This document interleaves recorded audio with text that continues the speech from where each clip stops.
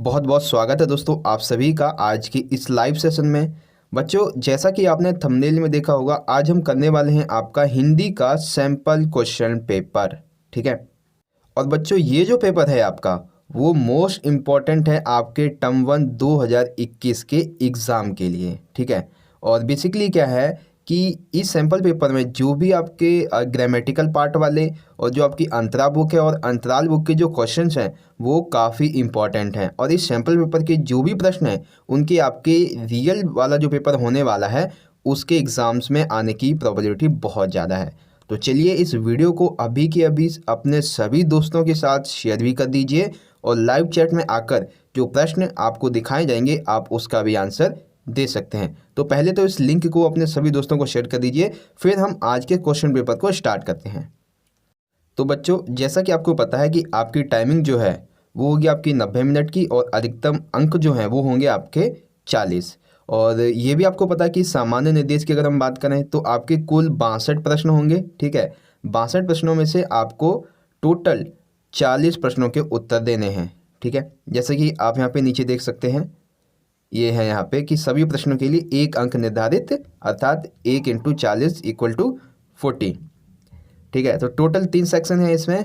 और सबसे पहले हमारा सेक्शन है अपठित गद्यांश का। तो बच्चों, अपठित गद्यांश और काव्यांश जो है हमारे वो हम करेंगे अपने वीडियो के एंड में। ठीक है। सबसे पहले हम चलेंगे आपके अभिव्यक्ति माध्यम पर आधारित जो प्रश्न है उनकी तरफ। तो सेक्शन बी है, यानी कि खंड खा है हमारा। यहाँ से देखिए प्रश्न क्या पूछते हैं कि निम्नलिखित प्रश्नों को पढ़िए एवं सही उत्तर का चयन कीजिए। ठीक है। तो यहाँ पे देखिए मार्क्स दिए हुए हैं, यानी कि एक जो सभी प्रश्न हैं वो 1-1 मार्क्स के ही हैं। तो एमसीक्यू हैं, सिंपल सी बात है, 1 मार्क्स के ही होंगे। तो सबसे पहले बात करते हैं क्वेश्चन नंबर 37 की। तो देखिए 37 के अकॉर्डिंग है कि पहली बोलती फिल्म कौन सी है एवं कब बनी। देखिए किस तरह से क्वेश्चन पेपर को डिज़ाइन किया गया है कि एक ही प्रश्न में 2 प्रश्न आपसे पूछे गए हैं। ठीक है। देखिए सबसे पहला प्रश्न मतलब ऑप्शन है 1931 में आलम आरा, सेकंड है 1913 में राजा हरिश्चंद्र, थर्ड है 1957 में आलम आरा, या फिर 1947 में राजा हरिश्चंद्र। तो 37 की हम बात करें तो देखिए इस प्रश्न में आपके 3 प्रश्न कंप्लीट होंगे। इसका जो राइट आंसर है वो तो है 1931 में आलम आरा। ठीक है। आपको ये पता पहली फिल्म कौन सी थी, आलम आरा, कब बनी, 1931। अब एक चीज़ और आपको बता दूं कि अगर ये पूछा जाता कि जो पहली मूक फिल्म थी वो कौन सी थी और कब बनी थी, तो वो थी राजा हरिश्चंद्र। ठीक है। एक सेकेंड, हाँ, और ये 1913 में बनी थी। नेक्स्ट क्वेश्चन देखते हैं 38। भारत में पत्रकारिता की जो शुरुआत थी वो कब और कहाँ से हुई। देखिए 2 प्रश्न एक साथ हैं, कब और कहाँ से हुई। 1790 में जेम्स ऑगस्ट के हिकी के कोलकाता गजट से। ठीक है। 1780 में बंगाल गजट से, 1760 में मुंबई गजट से, या फिर 1710 में बिहार गजट से। तो 38 की अगर हम बात करें तो इसका जो बच्चों आपका राइट आंसर होगा वो है आपका ऑप्शन नंबर सेकंड। 1780 में जेम्स ऑगस्ट हिकी के बंगाल गजट से भारत में पत्रकारिता की शुरुआत हुई थी। नेक्स्ट क्वेश्चन देखते हैं 39। एनी फ्रैंक की जो डायरी है, ठीक है, एनी फ्रैंक की जो डायरी है उसमें कब से कब तक का वर्णन है। देखिए कितना डिफिकल्ट बना दिया गया है कि कब से कब तक, यानी कि उसमें कब उसने मतलब कि वर्णन जो है वो कितने सालों का है, कब से कब तक के अंतराल का है, ये पूछा गया है। तो देखिए ये है फर्स्ट ऑप्शन है जून 1932 से अगस्त 1934, सेकंड है जून 1944 से अगस्त 1945, थर्ड है जून 1942 से अगस्त 1944 एंड फोर्थ है जून 1943 से अगस्त 1944। तो बच्चों एनी फ्रैंक की जो डायरी थी उसमें कुल 2 वर्षों का अंतराल था। ठीक है। तो 2 वर्षों के अंतराल में देखा जाए तो 32 और 34 है हमारे पास, लेकिन इसमें जो ऑप्शन थर्ड है आपका जून 1942 से 1944, ये इसका राइट आंसर है। ठीक है बच्चों। नेक्स्ट क्वेश्चन है पत्रकार की बैसाखियाँ क्या हैं। ऑप्शन फर्स्ट है सच्चाई, संतुलन, स्पष्टता तथा निष्पक्षता, उपरोक्त सभी। तो देखिए इसमें पत्रकार की बैसाखी पूछी गई है, कौन सी है, तो सच्चाई भी है, संतुलन भी है, स्पष्टता और निष्पक्षता भी है। तो यहाँ पे ऑप्शन फोर्थ हमारा इसका राइट आंसर हो जाएगा बच्चों। ठीक है। अब देखिए क्वेश्चन नंबर 41 को किस तरह से घुमाया गया है कि पत्रकारिता के प्रकार में कौन सा सम्मिलित नहीं है। पत्रकारिता का जो प्रकार है आपको पता है टोटल 5 प्रकार होते हैं। अब इसमें से कौन सा उसमें सम्मिलित नहीं है। पहला है संपादकीय पत्रकारिता, दूसरा है खोजपरक एवं एडवोकेसी पत्रकारिता, तीसरा है विशेषीकृत एवं वैकल्पिक पत्रकारिता और चौथा है वॉचडॉग पत्रकारिता। तो बच्चों इसमें आपकी खोजपरक भी शामिल होती है, एडवोकेसी भी शामिल होती है, विशेषीकृत भी शामिल होती है, वैकल्पिक भी शामिल होती है, वॉचडॉग भी शामिल होती है।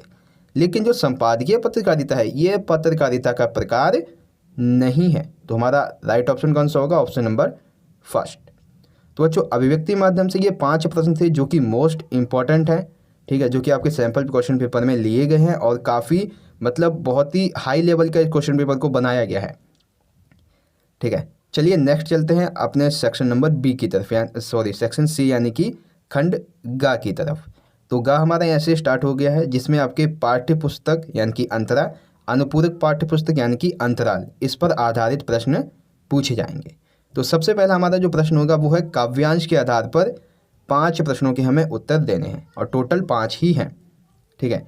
तो बच्चों काव्य आप यहाँ पे देख सकते हैं, ये काव्य आपको देखने से ही लग रहा होगा किसका है, बालम आवो हमारे गहरे, ये किसका काव्य है, कबीर जी का काव्य है ये, ठीक है। अब कबीर जी के काव्य से संबंधित कुछ MCQ हमें देखने को मिलेंगे, उनके हमें उत्तर देने हैं, ठीक है। चलिए देखते हैं क्वेश्चन नंबर है 42 जो कि इसी काव्यांश से है। कामिन को बालम किस प्रकार से प्यारा है, क्वेश्चन है हमारा ये। ऑप्शन है जिस प्रकार भक्तों को भवन प्यारे होते हैं, भगवान प्यारे होते हैं, सॉरी। सेकंड है अन्न एवं जल नहीं अच्छा लगना, ये तो कोई शब्द ही नहीं हुआ। थर्ड है जिस प्रकार प्यासे को नीर, हाँ तीसरा ऑप्शन हमारा सही हो जाएगा, जिस प्रकार प्यासे को नीर प्यारा होता है उसी प्रकार कामिन को बालम प्यारा है। तो ऑप्शन थर्ड राइट हो जाएगा। 43 है बालम आवो हमारे गहरे में कवि अपने आराध्य एवं स्वयं के बीच का संबंध किससे स्थापित करते हैं, गुरु और शिष्य, पत्नी और पति, भक्त और भगवान, प्यासा और नीर। तो बालम आवो हमारे गहरे में कवि जो है वो अपने आराध्य को पति पत्नी के रूप में स्थापित करते हैं, यानी कि खुद को और आराध्य को, स्वयं और आराध्य को पति और पत्नी के रूप में संबंध में स्थापित करते हैं, यानी कि संबंध मानते हैं, ऐसा वो कहते हैं, ठीक है। 44 क्वेश्चन है सब कोई कहे तुम्हारी नारी मोको आवत लाज रे, ये जो एक पंक्ति है कि सब कोई कहे तुम्हारी नारी मोको आवत लाज रे, कवि से इसका क्या आश्रय है। संसार उन्हें ईश्वर की पत्नी कहता है और ईश्वर उन्हें दर्शन नहीं दे रहे हैं। वह स्वयं को नारी के रूप में यहाँ पे वर्णित है बच्चों, लेकिन यहाँ पे जो सैंपल पेपर है इसमें घृणित होना चाहिए था, ठीक है ना, नारी के रूप में घृणित कर रहे हैं, ठीक है। सॉरी नहीं, सैंपल पेपर सही है क्योंकि यहाँ पे जो है वो वर्णित ही होगा, ठीक है। थर्ड है सारा संसार उन्हें ईश्वर की नारी कहे यह उन्हें पसंद नहीं, या फिर इनमें से कोई नहीं। तो बच्चों इसका जो सही अर्थ है वो है संसार उन्हें ईश्वर की पत्नी कहता है लेकिन ईश्वर उन्हें फिर भी दर्शन नहीं दे रहे हैं। तो ये हमारा राइट ऑप्शन हो जाएगा। क्वेश्चन नंबर है 45 कबीर जी को परमात्मा के दर्शन न होने पर निम्नलिखित में से क्या प्रतिक्रिया नहीं हो रही है। अन्न न भावे नींद न आवे, वह हर जगह अपने ईश्वर को ढूंढ रहे हैं लेकिन वह मिल नहीं रहे हैं। थर्ड है घर एवं बाहर कहीं चैन नहीं है। फोर्थ है वह एक पत्नी की भांति अपने पति से मिलने को व्याकुल है। तो बच्चों इस काव्य में जो यहाँ पे बताया गया है, ठीक है, इस काव्य के अंदर उसके हिसाब से तो हमारा जो राइट ऑप्शन बनता है वो है कबीर जी को अन्न नहीं भा रहे हैं, नींद नहीं आ रहे हैं, वे व्याकुल हैं, ठीक है। तो ऑप्शन ए हमारा राइट हो जाएगा। क्वेश्चन नंबर है 46 बालम आवो हमारे गहरे पद में किस रस का उपयोग किया गया है। देखिए कई बार अलंकार पूछा जाता है लेकिन इस बार रस पूछ लिया इन्होंने। शांत रस, अद्भुत रस, श्रृंगार के वियोग पक्ष या फिर श्रृंगार के संयोग पक्ष। तो बच्चों इस पद में बालम आवो हमारे गहरे में श्रृंगार के वियोग पक्ष का वर्णन किया गया है, ठीक है। तो कबीर जी से संबंधित ये कुछ इंपॉर्टेंट MCQ थे जो कि आपके सैंपल पेपर में लिए गए हैं एंड आई होप आप सभी को अच्छे से समझ में भी आए होंगे। अब देखिए बच्चों आपका एक गद्यांश है, अब ये गद्यांश यानी कि आपके चैप्टर का है। तो यहाँ पे हम एक बार पढ़ते हैं कि भव्य पुरुष से प्रवचन के अंत पर पहुँचते कहने लगे डरो मत जहाँ अंधकार है वहीं प्रकाश है। अब इसी से आप समझ गए होंगे ये आपका जो चैप्टर है टॉर्च बेचने वाले, जिसके लेखक है हरिशंकर परसाई, उनके चैप्टर से ये लिया गया है। ठीक है, तो यानी कि अब हमें टॉर्च बेचने वाले चैप्टर से संबंधित कुछ MCQ यहाँ पे बताने होंगे। देखिए क्वेश्चन नंबर 47 है, ये सब अब व्यर्थ मालूम होते हैं, यह कथन किसके बारे में। तो बच्चों आपका जो चैप्टर है उसके सेकंड पेज पे ये आंसर दिया हुआ है कि ये सब अब व्यर्थ मालूम होते हैं। क्या मालूम होते हैं? सूरज छाप टॉर्च, संसार, आत्मा या फिर पैसा। तो ये जब लेखक उस टॉर्च बेचने वाले के पास जाता है तब वो पूछता है कि तुमने टॉर्च बेचने का काम बंद कर दिया, तब वो कहता है कि ये सब अब व्यर्थ मालूम होते हैं, यानी कि सूरज छाप टॉर्च अब व्यर्थ मालूम होती है। ठीक है बच्चों, प्रश्न नंबर है 48, जहाँ अंधकार है वहीं प्रकाश है, यह वाक्य किसने कहा है? भीतर के अंधेरे की टॉर्च बेचने वाले, सूरज छाप टॉर्च बेचने वाले, लेखक ने, इनमें से कोई नहीं। तो इसका आंसर तो बच्चों हमें यही मिल गया है कि भव्य पुरुष प्रवचन के अंत में पहुंचते हुए कहते हैं कि जहाँ अंधकार है वहीं प्रकाश है। तो यानी कि सिंपल सी बात है, भीतर की अंधेरी की टॉर्च बेचने वाले व्यक्ति ने जहाँ अंधकार है वहीं प्रकाश है ये वाला कथन कहा है। सिंपल सा आंसर हो गया इसका बच्चों। ठीक है, नेक्स्ट क्वेश्चन है 49, भीतर के अंधेरे की टॉर्च बेचने वाला क्या दलील पेश नहीं करता है। यानी कि जब लेखक जो है, सॉरी लेखक नहीं, यहाँ पे जो भीतर की अंधेरी की टॉर्च बेचता है यानी कि जो भव्य पुरुष है वो इनमें से क्या दलील पेश नहीं करता है। पहली है कि मैं आज मनुष्य को एक घने अंधेरे में देख रहा हूँ, राइट है। दूसरी है यह युग अंधकार में है, मनुष्य पथ भ्रष्ट हो गया है, राइट है। आज आत्मा में भी अंधकार है, मानव आत्मा अंधकार में घुट रही है, ये भी राइट है। प्रत्येक व्यक्ति अब एक नए युग की ओर अग्रसर हो चुका है, उसे पता है कि यह युग अंधकार में है। ये वाला जो ऑप्शन है बच्चों, ऑप्शन 4, ये नहीं कहता है, क्योंकि वो जब यही कह देगा कि प्रत्येक व्यक्ति नए युग की ओर अग्रसर हो चुका है, उसे पता है ये युग अंधकार में है, तो सिंपल सी बात है कोई उसकी टॉर्च जो है, उसके जो टॉर्च नहीं बल्कि उसका जो संत वाली जो वेशभूषा है यानी कि उसके पक्ष में नहीं आएगा, उसकी टॉर्च नहीं खरीदेगा। तो एक तरह से जो ऑप्शन 4 है ये दलील जो है वो भीतर की अंधेरी की टॉर्च बेचने वाला व्यक्ति पेश नहीं कर रहा है। ठीक है, तो यहाँ पे हमारा ये 49 कंप्लीट हुआ। 50 की बात करते हैं, टॉर्च बेचने वाले ने किस्मत आजमाने के बारे में क्या कहा। जब लेखक टॉर्च बेचने वाले के पास मिलता है, ठीक है, तब वो अपनी कहानी बताता है, तो उस समय टॉर्च बेचने वाला व्यक्ति किस्मत आजमाने के बारे में क्या कहता है अपने दोस्त से। पहला ऑप्शन है दोनों एक साथ नहीं बल्कि अलग अलग जाएंगे, राइट है। साथ जाने में किस्मतों की टकराकर टूटने का डर रहता है, राइट है। थर्ड है साथ जाने से हम दोनों एक दूसरे के काम से जलेंगे और काम नहीं कर पाएंगे, ये तीसरी वाली बात वो नहीं कहता है। तो अब हम यहाँ पे देखेंगे ऑप्शन 4 हमारा है कि पहला दूसरा दोनों कथन सही हैं, तो हमारा ऑप्शन 4 जो होगा ये इसका राइट आंसर हो जाएगा। ठीक है ना बच्चों, टॉर्च बेचने वाला कौन सी दलील पेश करता है, मतलब किस्मत आजमाने के बारे में, दोनों एक साथ नहीं जाएंगे बल्कि अलग अलग जाएंगे, एक साथ जाएंगे तो किस्मतें टकरा कर टूट जाएंगी, ऐसा डर बना रहेगा। तो ऑप्शन 4 हमारा राइट आंसर हो जाएगा। देन नेक्स्ट है वो बच्चों क्वेश्चन नंबर 51, उपरोक्त गद्यांश जो है बच्चों वो आपका टॉर्च बेचने वाले पार्ट से लिया गया है। अब इस पार्ट के लेखक कौन है, तो इसका आंसर मैंने अभी आपको बता ही दिया था कि हरिशंकर परसाई हैं, तो ऑप्शन फर्स्ट हमारा राइट हो जाएगा। ठीक है, तो इसी तरह से आपका जो ये गद्यांश वाला पॉइंट था और एक काव्यांश वाले जो प्रश्न थे वो बच्चों आपके यहाँ पे कंप्लीट हो जाते हैं।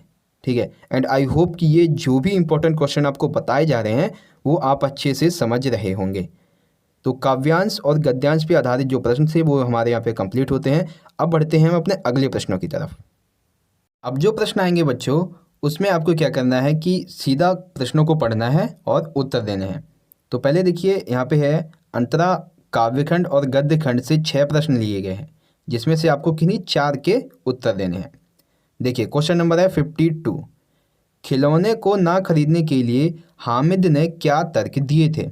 ऑप्शन पहला है खिलौने मिट्टी के हैं, खिलौने महंगे होते हैं, ज़रा सा पानी पड़े तो रंग घुल जाएगा, ये खराब हो जाएंगे, उपरोक्त सभी। तो खिलौने खिलौने ना खरीदने के लिए हामिद जो तर्क देता है उसमें उपरोक्त सभी सम्मिलित हैं। ठीक है ना, ऑप्शन 4 हमारा राइट आंसर हो जाएगा।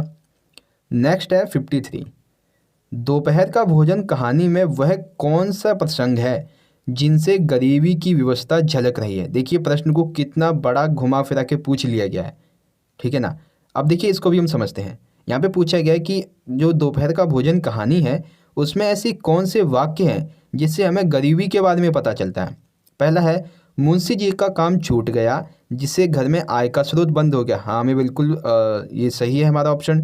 दूसरा है, घर में इतना अनाज नहीं है कि सभी सदस्य भर पेट भोजन कर सकें, सिद्धेश्वरी पानी पीकर सो जाती है। ये भी राइट है, लास्ट में जब खाना नहीं बचता है तो वो पानी पीकर ही सो जाती है। तीसरा है, टूटी खाट पर लेटा उसका छोटा बेटा कुपोषण का शिकार है। ये भी राइट है कि उसका जो छोटा बेटा है प्रमोद, आपको अगर नाम याद है तो उसका नाम प्रमोद है, वो खाट पे लेटा है और वो एक कुपोषण का शिकार है जिसका कोई भी इलाज नहीं करवा रहा है।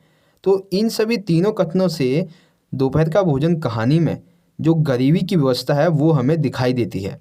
तो यानी कि ऑप्शन फोर्थ हमारा उपरोक्त सभी, ये हमारा राइट आंसर हो जाएगा। बिल्कुल आसान सा प्रश्न था, ठीक है। 54, सुंदरी सखी यद्यपि नंदलाल ही नाना भांति न चावती।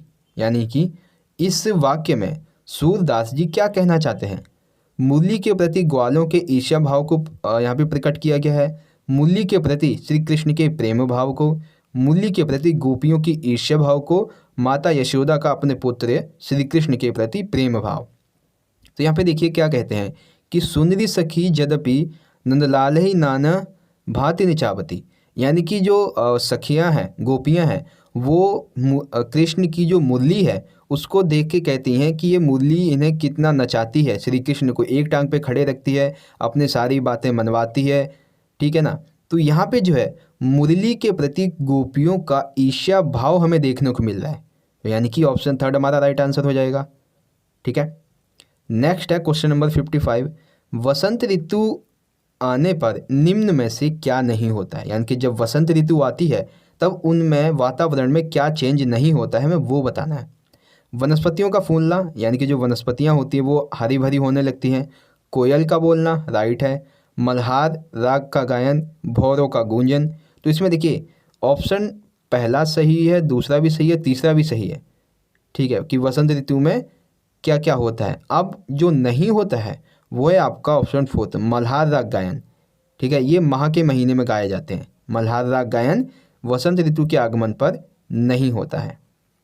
नेक्स्ट है क्वेश्चन नंबर 56, जो ईदगाह वाला चैप्टर है, ठीक है, उससे संबंधित है कि रुस्तमे हिंद शब्द किसके लिए प्रयुक्त किया गया है। रुस्तमे हिंद शब्द किसके लिए प्रयुक्त किया गया है। महमूद के सिपाही के लिए, हामिद के चिमटे के लिए, नूरे के वकील के लिए, मोहसिन की भिश्ती के लिए। तो बच्चों रुस्तमे हिंद शब्द जो है वो हामिद के चिमटे के लिए प्रयुक्त किया गया, जिसका अर्थ होता है खिलौने का राजा। यहाँ पे ये भी पूछ सकता था कि रुस्तमे हिंद शब्द का अर्थ क्या है, तो उसका अर्थ होता है खिलौने का राजा, ठीक है। तो यहाँ पे दूसरा ऑप्शन रुस्तमे हिंद शब्द किसके लिए प्रयुक्त किया गया, हामिद के चिमटे के लिए, ये हमारा राइट आंसर हो जाएगा। तो इस तरह से बच्चों जो आपकी अंतरक किताब थी उससे संबंधित ये प्रश्न थे एंड आई होप आपको समझ में आए होंगे। नेक्स्ट देखते हैं बच्चों आपकी अंतराल किताब। अंतराल किताब में एक ही चैप्टर आ रहा है आपका अंडे के छिलके, जिसमें से 5 प्रश्नों में से किन्हीं 3 प्रश्नों के उत्तर देने हैं। चलिए उसे भी देख लेते हैं। 57 है, राधा को गोपाल का कौन सा रहस्य पता था। धूम्रपान करने का, सिनेमा देखने का, उपन्यास पढ़ने का, या फिर मछली खाने का। तो बच्चों राधा जो थी उसे गोपाल का धूम्रपान करने का रहस्य पता था, यानी कि ऑप्शन पहला हमारा राइट हो जाएगा।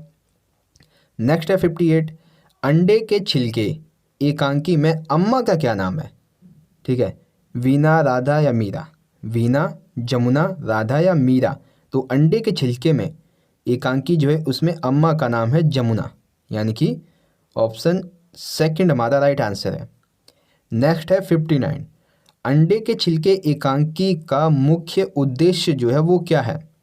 अम्मा का अपमान करना, आपसी ईर्ष्या को बढ़ाना, अंडे खाने की कहानी है, या एक दूसरे की भावनाओं का आदर करना है। तो आप इस एकांकी में देखेंगे कि सभी व्यक्ति जो हैं वो एक दूसरे की भावनाओं का आदर करते हैं। किसी से झूठ बोल देंगे लेकिन उनका अपमान नहीं करेंगे, उन पर गुस्सा नहीं करेंगे।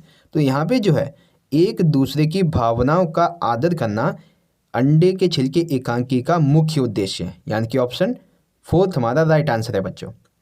नेक्स्ट है क्वेश्चन नंबर 60, निम्न में से वीना के चरित्र की विशेषता क्या है। जो एकांकी है अंडे के छिलके, उसमें वीना जो है उसके चरित्र की विशेषता क्या है? वह सुशिक्षित है, यानी कि वह पढ़ी लिखी है, वह स्वच्छता प्रिय है, वह आधुनिक विचारों वाली है। तो वीना के चरित्र के बारे में ये सभी विशेषताएं सही हैं। तो अब हम चुनेंगे ऑप्शन नंबर 4, उपरोक्त सभी हमारा राइट आंसर हो जाएगा। नेक्स्ट है क्वेश्चन नंबर 61, बुझा हुआ स्टोव भी करंट मारता है? यह प्रश्न एकांकी में अम्मा से कौन करता है? बुझा हुआ जो स्टोव होता है क्या ये भी करंट मारता है? तो ये जो प्रश्न है वो अम्मा से कौन करता है? तो ये प्रश्न राधा करती है, माधव करता है, गोपाल करता है या वीणा करती है? तो अम्मा से ये प्रश्न बच्चों गोपाल करता है। ठीक है।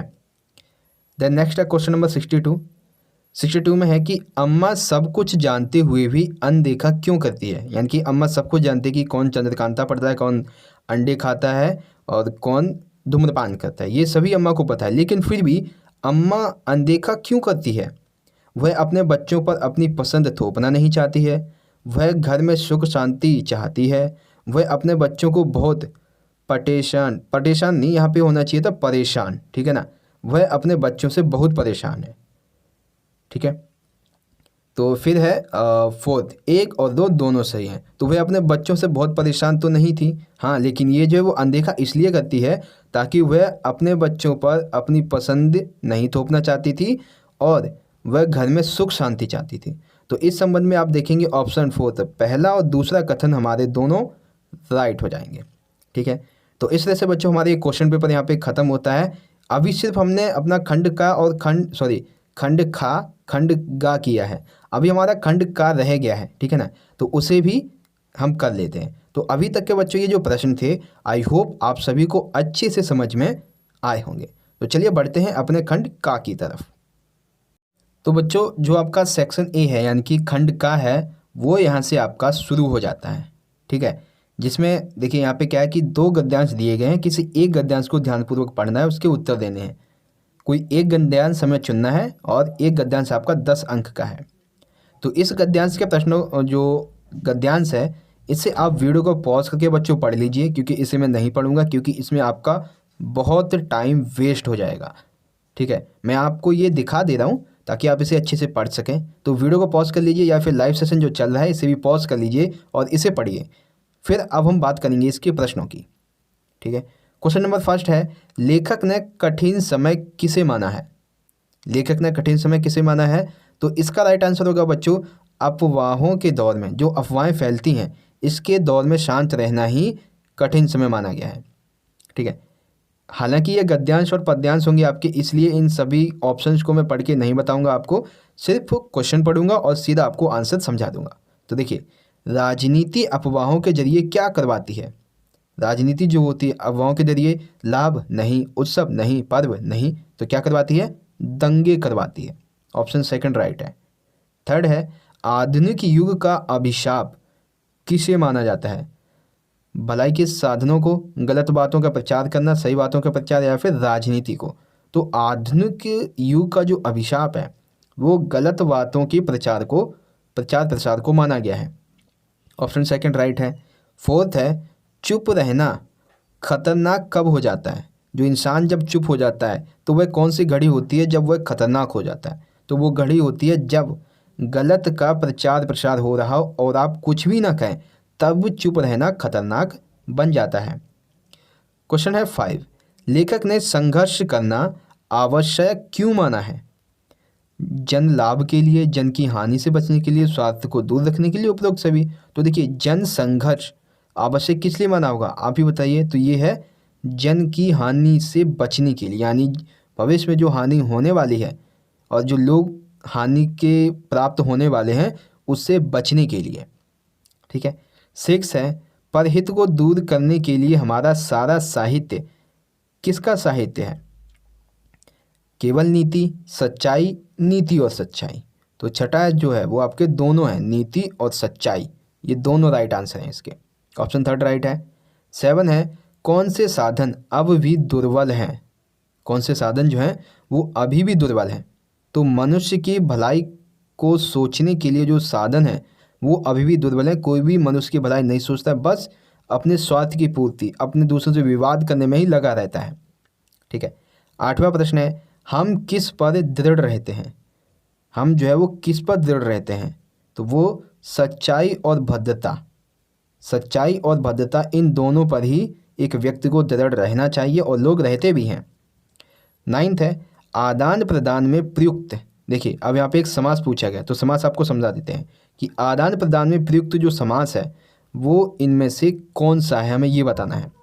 ठीक है, कर्मधारय, द्वंद्व, द्वियोगी या फिर तत्पुरुष। तो बच्चों आदान प्रदान में आपका द्वंद्व समास है, क्योंकि यहाँ पे देखिए आदान प्रदान लिखा है, ये आदान और प्रदान हो जाता। ठीक है, आई होप समझ गए होंगे। 10 क्वेश्चन है, गद्यांश के लिए सर्वाधिक उपयुक्त शीर्षक क्या होगा? तो यहाँ पे देखिए सत्य, अहिंसा, न्याय, नहीं ये भी नहीं, तो पहला ही होगा अन्याय का प्रतिकार, यही गद्यांश का उपयुक्त शीर्षक होने वाला है। जो अब हमारे यहाँ से दूसरा जो है गद्यांश जो आपका ऑप्शन में दिया हुआ है अथवा में, वो यहाँ से स्टार्ट हो जाता है। आप इसे वीडियो को पॉज करके इजीली पढ़ लीजिए। ठीक है, मैं आपको सीधा प्रश्न उत्तर दिखाता हूँ। तो देखिए क्वेश्चन नंबर है 11 कहता है कि प्रत्येक व्यक्ति के मन में नकारात्मक विचार कब आ जाते हैं? तो नकारात्मक विचार जो है, जो व्यक्ति को उसे लगने लगता है कि सारी चीज़ें विरोध में हैं, तब भी आने लगते हैं। किसी के लिए अच्छा सोचने पर भी सामने वाला गलत करने लगे तो भी नकारात्मक विचार आते हैं। बहुत मेहनत करने पर भी असफलता मिले तो भी आते हैं, यानी कि ऑप्शन 4 हमारा इसका राइट आंसर हो जाएगा। ठीक है, नेक्स्ट है क्वेश्चन नंबर 12, निराशा को किस प्रकार से दूर किया जा सकता है? स्वयं पर विश्वास रखकर, बिल्कुल ठीक है। अपने मनोबल के बल पर, ठीक है। महापुरुषों के जीवन से प्रेरणा लेकर, ये भी ठीक है। तो निराशा को उपरोक्त सभी तरीकों से दूर किया जा सकता है। ठीक है, 13 है, गद्यांश में वर्णित पौराणिक घटना जो है वो कहाँ से ली गई है? मेघदूत से, महाभारत, रामायण या फिर इनमें से कोई नहीं। तो जो घटना है जब आप इसे पढ़ेंगे तो ये रामायण से संबंधित है। कहाँ से ली गई है? रामायण से ली गई है। क्वेश्चन नंबर है 14, निराश व्यक्ति का मनोबल कब बढ़ता है? प्रेरित होकर, क्रोधित होकर, अवसाद में जाकर या फिर उपरोक्त में से कोई नहीं। तो इसका आंसर आपको ही पता होगा कि सीधा निराश व्यक्ति जो है जब उसे कोई प्रेरित करता है। ठीक है, एक सेकेंड रुकिए, 14 का जो आंसर होगा वो आपका सेकंड होगा, क्योंकि निराश व्यक्ति का मनोबल जो है वो तभी बढ़ेगा जब कोई उसे क्रोधित कर देगा। ठीक है, नेक्स्ट है क्वेश्चन नंबर 15 है, हमारे जीवन के शब्दकोश में कैसे शब्द नहीं होने चाहिए? तो इसका आंसर तो आप सभी को पता होगा कि हताश, निराशा और असफलता, ऐसे जो शब्द हैं वो हमारे जीवन में नहीं होने चाहिए। ठीक है, और एक चीज़ और, 14 में जो है निराश व्यक्ति तभी प्रेरित होता है, मनोबल उसका तभी बढ़ता है जब कोई उस निराश व्यक्ति को उसी के अंदर आशा जगाए, उसे प्रेरित करे तभी। ठीक है, नेक्स्ट है, हमारे जीवन के शब्दकोश में, ये तो हमने कर लिया। 16 है, निम्नलिखित में से विलोम शब्द को छांटिए। जो विलोम शब्द है उसे छांटना है। निराशा, आशा, अवसाद, प्रसन्नता, असंभव, संभव। ठीक है, और एक सेकेंड, यहाँ पे देखिए प्रश्न जो है वो गलत है। गलत क्या है कि इसमें विलोम शब्द कौन सा नहीं है ये छांटना चाहिए था। ठीक है, विलोम शब्द इनमें से कौन सा नहीं है ये छांटना चाहिए था। तो देखिए ऑप्शन 4 है जीवन और जन्म। जीवन और जन्म दोनों एक ही हो जाएगा, तो ये हमारा जो है विलोम शब्द नहीं होगा। ठीक है, 17 है, प्रकाशित शब्द में प्रत्यय कौन सा है?